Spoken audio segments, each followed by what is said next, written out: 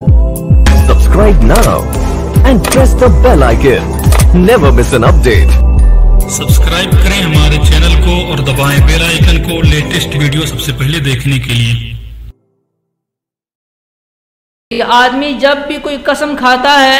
वो अपनी बात को पक्का करने के लिए कहता है। तो उसे ये लगता है जो मेरे मुखातबीन हैं, जो मेरे मुखातब हैं, उन्हें मेरी बात में किसी किस्म का शक व शुबा हो सकता है,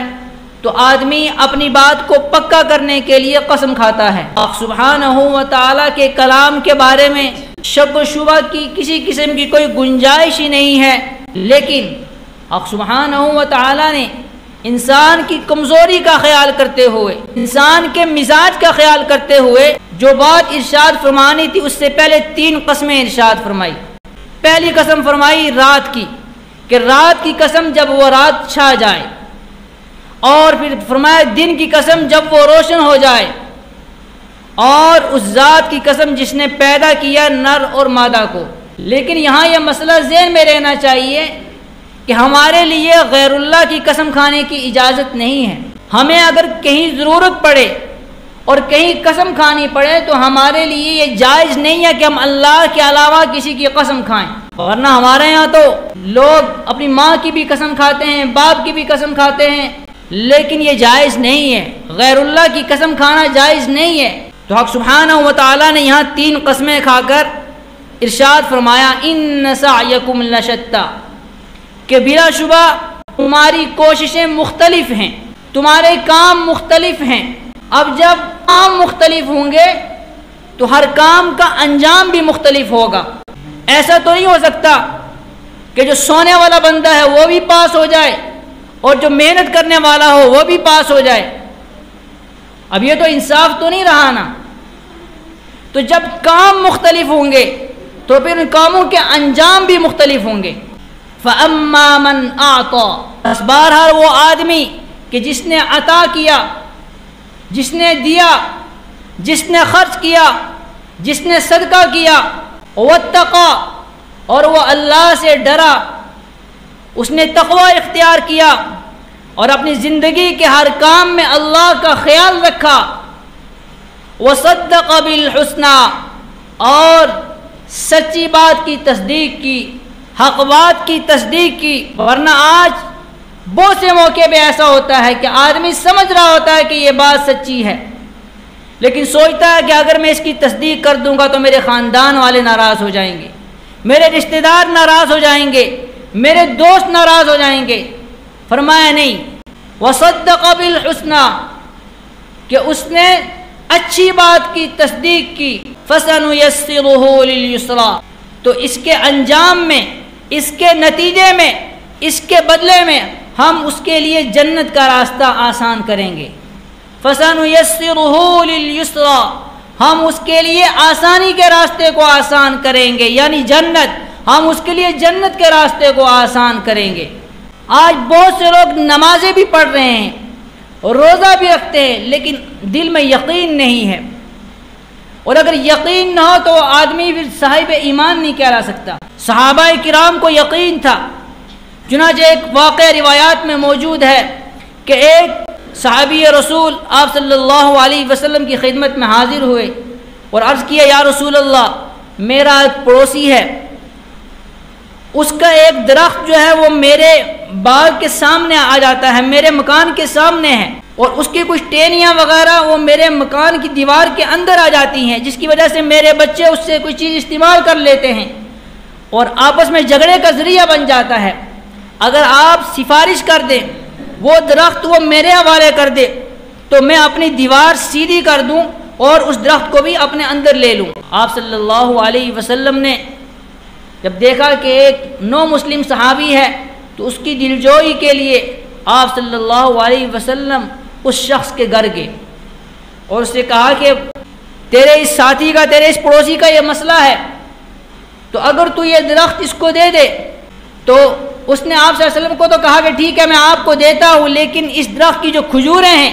वो मुझे बहुत पसंद हैं और मेरे बाग में और कहीं भी ऐसी खजूरें नहीं हैं। तो आप सल्लल्लाहु अलैहि वसल्लम वहाँ से वापस तशरीफ़ ले आए और आप सल्लल्लाहु अलैहि वसल्लम ने इस ख्वाहिश का इजहार किया कि कौन है ऐसा बंदा جو میرے اس نو مسلم صحابی کے مسئلے کو حل کرے اور اس شخص سے وہ درخت لے کر وہ اس کو دے دے تو میں اس کے لیے جنت کا وعدہ کرتا ہوں۔ وہ صحابی رسول کھڑے ہوئے اور اس صاحب کے پاس گئے اور اپنا ایک بہت بڑا باغ جس کے اندر کئی سو درخت تھے وہ اس کے حوالے کیا، اس کو کہا کہ یہ ایک درخت تو مجھے دے دے اور یہ میرا جو بڑا باغ ہے یہ تو لے لے، اور وہ راضی ہو گیا۔ اس نے کہا کہ یہ بیوقوف ہے، اس نے دیکھا نہیں کہ ایک درخت کے بدلے میں اتنا بڑا باغ مجھے دے دیا۔ وہ واپس آپ صلی اللہ علیہ وسلم کی خدمت میں حاضر ہوئے اور آپ صلی اللہ علیہ وسلم سے عرض کی یا رسول اللہ میں نے وہ درخت اس صاحب سے لے لیا ہے، آپ ان نو مسلم صحابی کو بھیجیے کہ یہ اپنی جا کے دیوار وہاں سے سیدھی کر لیں۔ اور آپ صلی اللہ علیہ وسلم فرمایا کہ آپ نے اس کو کیسے راضی کیا؟ تو اس نے عرض کیا یا رسول اللہ میں نے اس کو اپنا ایک بڑا باغ جو 500 درختوں پر مشتمل ہے وہ اس کو دے دیا اور اس کے بدلے میں ایک درخت لے لیا، اور میرے سامنے صرف یہ ایک درخت نہیں تھا بلکہ میرے سامنے آپ نے جو جنت کا وعدہ کیا تھا، میرے سامنے جنت کا وعدہ تھا، جنت میرے سامنے تھی، اس کے بدلے میں نے یہ 500 درختوں والا باغ دے دیا۔ اب دیکھیے صحابی رسول کو یقین تھا جنت کا، آپ صلی اللہ علیہ وسلم کی بات پہ یقین تھا، تو 500 درختوں والا باغ دے کر ایک درخت لے کر آپ صلی اللہ علیہ وسلم کو راضی کیا۔ تو حق سبحانہ و تعالیٰ نے بھی ان 3 کاموں پر یہاں جنت کا وعدہ فرمایا۔ فَأَمَّا مَنْ آتَى کہ جس شخص نے دیا، خرچ کیا، صدقہ کیا، اتقى اور تقوی اختیار کیا، تقوی والی زندگی اختیار کی، پرہیزگاری والی زندگی اختیار کی، وَصَدَّقَ بِالْحُسْنَى اور اچھی بات کی تصدیق کی، فَسَنُيَسِّرُهُ لِلْيُسْرَى تو ہم ایسے آدمی کے لیے جنت کے راستے کو آسان کر دیں گے۔ اور جب اللہ نے کہہ دیا جنت کے راستے کو آسان کر دیں گے وہ یقیناً جنت میں جائے گا۔ گویا کہ اللہ تعالیٰ نے ان 3 امور کے کرنے پر جنت کا وعدہ فرمایا ہے۔ اور آگے فرمایا وَأَمَّا مَنْ بَخِلَ وَاسْتَغْنَى وَكَذَّبَ بِالْحُسْنَى فَسَنُيَسِّرُهُ لِلْعُسْرَى اور بہرحال وہ آدمی جس نے بخل کیا، جوڑ جوڑ کے اپنے مال کو رکھا اور ضرورت کی جگہ پر بھی اس نے خرچ نہیں کیا، واستغنى اور بے نیازی والی زندگی اختیار کی، یعنی اسے لاپرواہی والی زندگی کہ اسے کوئی پرواہ نہیں ہے کہ میں جو بات بول رہا ہوں اس بات کے بولنے کا انجام کیا ہوگا، یہ بات مجھے بولنی چاہیے یا نہیں بولنی چاہیے۔ جو کام کرتا رہا لاپرواہی سے کام کرتا رہا، اسے کوئی پرواہ نہیں تھی کہ اس کام کرنے کا انجام کیا ہوگا، یہ کام مجھے کرنا چاہیے یا نہیں کرنا چاہیے، اس کام کے کرنے سے اللہ اور اس کے رسول راضی ہوں گے یا ناراض ہوں گے، بالکل لاپرواہی کے ساتھ وہ کام کرتا رہا۔ واستغنى واما من بخل بہرحال جس نے بخل کیا، واستغنى اور لاپرواہی کی زندگی گزاری۔ ہم اگر اپنے معاشرے پہ نظر ڈالیں تو کتنے بندے ایسے ہیں کہ جب وہ کوئی کام کرتے ہیں اور ان کے دل میں یہ خیال آتا ہو کہ میرے اس کام سے اللہ راضی ہوں گے یا ناراض ہوں گے۔ اور آگے وَكَذَّبَ بِالْحُسْنَى اور اس نے اچھی بات کو جھٹلایا، جب حق بات اس کے سامنے پہنچ گئی اور وہ اس حق بات کو حق سمجھتا رہا، لیکن اپنے معاشرے کی وجہ سے، اپنے ماحول کی وجہ سے، لوگوں کی ناراضگی کو دیکھتے ہوئے، اپنے خاندان والوں کی ناراضگی کو دیکھتے ہوئے اس نے حق بات کو قبول نہیں کیا، اس کی تصدیق نہیں کی بلکہ اس کو جھٹلایا، تو کیا ہوگا؟ فَسَنُيَسِّرُهُ لِلْعُسْرَى تو اس آدمی کے لیے ہم جہنم کے راستے کو آسان کر دیں گے، ہم اسے جہنم میں لے جائیں گے۔ یہ فرمایا وَمَا يُغْنِي عَنْهُ مَالُهُ إِذَا تَرَدَّى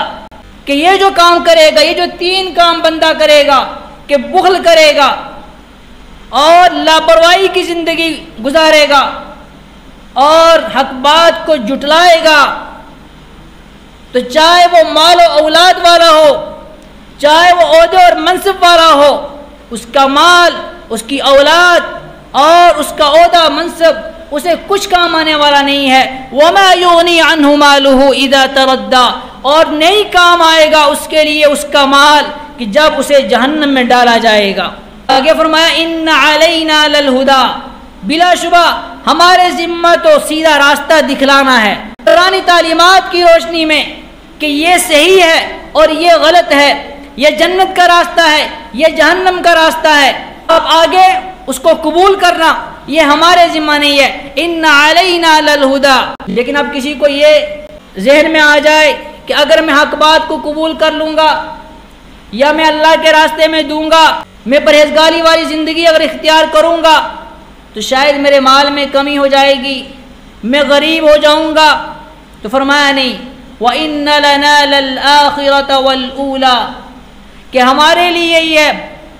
آخرت بھی ہمارے لیے ہے اور دنیا بھی ہمارے لیے، یعنی آخرت بھی ہمارے اختیار میں، ہمارے قبضے میں ہے اور دنیا بھی ہمارے قبضے میں ہے۔ اللہ کے رسول صلی اللہ علیہ وسلم نے ارشاد فرمایا کہ جس شخص کی فکر بس دنیا ہی ہو، کہ سوتا ہے تو دنیا کی فکر میں سوتا ہے، اٹھتا ہے تو دنیا کی فکر میں اٹھتا ہے۔ بالکل دنیا کے بارے میں سوچنے سے منع نہیں کیا، جتنی بندے کو ضرورت ہے اتنی سوچے، لیکن اس کا سونا بھی وہ دنیا کی فکر میں اور اس کا اٹھنا بھی دنیا کی فکر میں، اور آخرت سے وہ بالکل بے خبر ہے۔ فرمایا جو بندہ ایسا ہوگا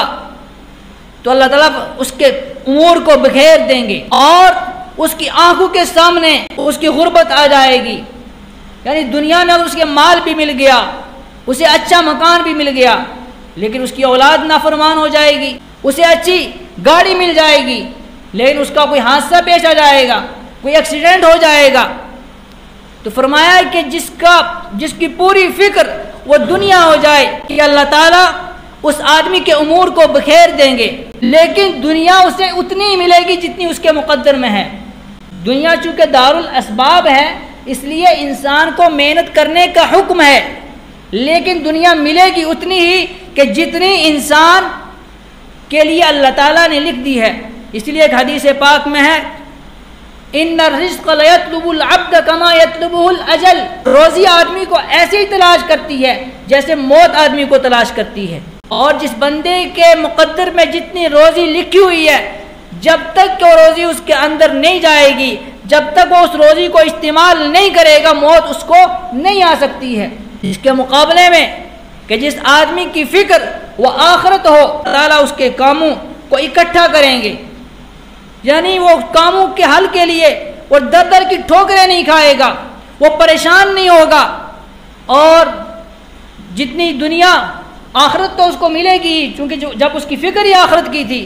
آخرت تو اس کو ملنی ہی ہے، لیکن جتنی دنیا اس کے مقدر میں ہے اتنی دنیا اسے ملے گی اور ذلیل ہو کر دنیا اس کے پاس آئے گی۔ کوئی آدمی یہ نہ سوچ لے کہ اگر میں یہ 3 کام کر لوں گا، میں سچائی کی تصدیق کر دوں گا، میں اللہ کے راستے میں صدقہ کر دوں گا اور میں تقوی کی زندگی اختیار کروں گا تو میں فقیر ہو جاؤں گا، میں غریب ہو جاؤں گا۔ کہا نہیں، دنیا بھی ہمارے قبضے میں ہے اور آخرت بھی ہمارے قبضے میں ہے۔ فَأَنذَرْتُكُمْ نَارًا تَلَظَّىٰ، اللہ تعالیٰ ارشاد فرماتے ہیں پس میں نے تم کو ڈرا دیا ہے اس دہکتی آگ سے، جہنم کی دہکتی آگ سے میں نے تمہیں ڈرا دیا ہے۔ لا يصلاها الا الاشقى، نہیں داخل ہوگا اس کے اندر مگر سب سے بڑا بدبخت۔ فرمایا وسيجنبها الاتقى، اور جہنم سے بچا لیا جائے گا اس ذات کو جو تقوی کے اونچے مقام پر ہے۔ یہ جو اس میں الاشقى ہے اور الاتقى ہے، یہ دونوں اس میں تفضیل کے صیغے ہیں۔ ان آیات کا جو شان نزول ہے، اشقا سے مراد سب سے بڑا بدبخت وہ امیہ بن خلف ہے، اور الاتقى سے مراد وہ حضرت سیدنا صدیق اکبر رضی اللہ عنہ ہیں۔ جب حضرت بلال رضی اللہ عنہ نے آپ صلی اللہ علیہ وسلم کا سنا اور اسلام کو قبول کر لیا تو حضرت بلال رضی اللہ عنہ وہ امیہ بن خلف کے غلام تھے۔ جب امیہ کو پتہ چلا کہ بلال بھی محمد صلی اللہ علیہ وسلم کا دیوانہ ہو گیا ہے اور اس نے بھی اپنا پرانا دین چھوڑ کے اسلام کو قبول کر لیا ہے، تو اس نے حضرت بلال رضی اللہ عنہ کو بہت زیادہ ستانا شروع کیا۔ تو حضرت بلال رضی اللہ عنہ اس تکلیف کے عالم میں بس احد احد کی صدا لگاتے تھے۔ ایک مرتبہ رسول اللہ صلی اللہ علیہ وسلم کا وہاں سے گزر ہوا، آپ صلی اللہ علیہ وسلم نے ارشاد فرمایا، حضرت بلال کو تسلی دی اور فرمایا احد ینجیک، وہی جو احد جس کو تو ایک کو پکارتا ہے وہی تجھے نجات دلائے گا۔ اس کے بعد آپ صلی اللہ علیہ وسلم نے حضرت صدیق اکبر رضی اللہ عنہ سے حضرت بلال رضی اللہ عنہ کی پریشانی ظاہر کی اور بزبان حال اس بات کا اظہار کیا کہ اگر حضرت بلال کی رہائی کا کچھ انتظام ہو جائے۔ حضرت صدیق اکبر رضی اللہ عنہ آپ صلی اللہ علیہ وسلم کی خواہش کو سمجھ کے اسی وقت اس امیہ بن خلف، بدبخت امیہ بن خلف کے پاس گئے،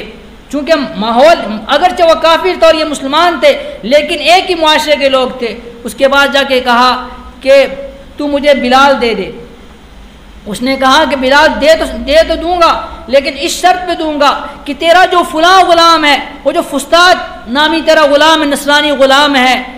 وہ اور اس کے پاس جتنا مال ہے، چونکہ صدیق اکبر رضی اللہ عنہ کا وہ جو غلام تھا وہ مالدار غلام تھا اور اس کے پاس بہت زیادہ مال تھا، تو اس نے کہا کہ میں بلال کو دوں گا تجھے لیکن اس شرط پہ دوں گا کہ وہ جو فستاد نامی جو عیسائی غلام ہے وہ اور اس کے پاس جتنا مال ہے وہ سارا کا سارا مال تو میرے حوالے کر، وہ مجھے دے، اس کے بدلے میں تجھے بلال دے دوں گا۔ اور صدیق اکبر رضی اللہ عنہ نے فوراً اس بات کو قبول کیا اور حضرت بلال رضی اللہ عنہ کو رہائی دلائی۔ تو اس پر یہ آیات کریمہ نازل ہو گئی، وَسَيُجَنَّبُهَا الْأَتْقَى، اور اس جہنم سے، اس دہکتی آگ سے بچا لیا جائے گا اس ذات کو، اس شخصیت کو جو تقوی کے اعلیٰ معیار پر ہے۔ الذی یؤتی مالہ یتزکا، کہ جو مال دیتا ہے اپنی صفائی کے لیے تاکہ وہ پاک ہو جائے، لیکن اس نے جو مال دیا ہے وہ کیوں دیا ہے؟ کسی کو خوش کرنے کے لیے؟ کہا نہیں، وما لأحد عنده من نعمت تجزا، اس نے کہ جو مال خرچ کیا حضرت بلال کی رہائی کے لیے اس لیے خرچ نہیں کیا کہ حضرت بلال کا کوئی اس کے اوپر احسان تھا، نہیں، الا ابتغاء وجہ ربہ الاعلی، اللہ تعالیٰ کی رضامندی کے لیے انہوں نے مال خرچ کیا، کسی کے احسان کا بدلہ دینے کے لیے انہوں نے مال خرچ نہیں کیا۔ لسوف یرضی، اور ان قریب اس کا رب وہ اس سے راضی ہو جائے گا۔ تو دیکھیے خلاصہ کلام یہ ہے، اس صورت پاک کے اندر اللہ تعالیٰ نے 3 قسمیں کھائی اور 3 قسمیں کھانے کے بعد فرمایا کہ تمہارے کام، تمہاری کوششیں مختلف ہیں۔ پھر فرمایا کہ جو آدمی 3 کام کرے گا، جو آدمی اللہ کے راستے میں دے گا اور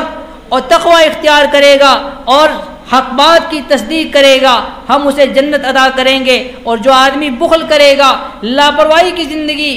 گزارے گا اور حق بات کی تکذیب کرے گا، حق سامنے آنے کے باوجود بھی قبول نہیں کرے گا، ہم اسے جہنم عطا کریں گے۔ پھر ضمن آگے حضرت صدیق اکبر رضی اللہ عنہ کی شان کے اندر آیت کریمہ نازل ہوئی، صدیق اکبر رضی اللہ عنہ کی شان کو بیان کیا گیا ہے، اور تمام مفسرین کا اتفاق ہے کہ یہ جو آیت کریمہ ہے وَسَيُجَنَّبُهَا الْأَتْقَى الَّذِي يُؤْتِي مَالَهُ يَتَزَكَّى وَمَا لِأَحَدٍ عِندَهُ مِن نِّعْمَةٍ تُجْزَى إِلَّا ابْتِغَاءَ وَجْهِ رَبِّهِ الْأَعْلَى وَلَسَوْفَ يَرْضَى، یہ جو آیت کریمہ ہیں یہ ہر صدیق اکبر رضی اللہ عنہ کی شان میں نازل ہوئی ہیں۔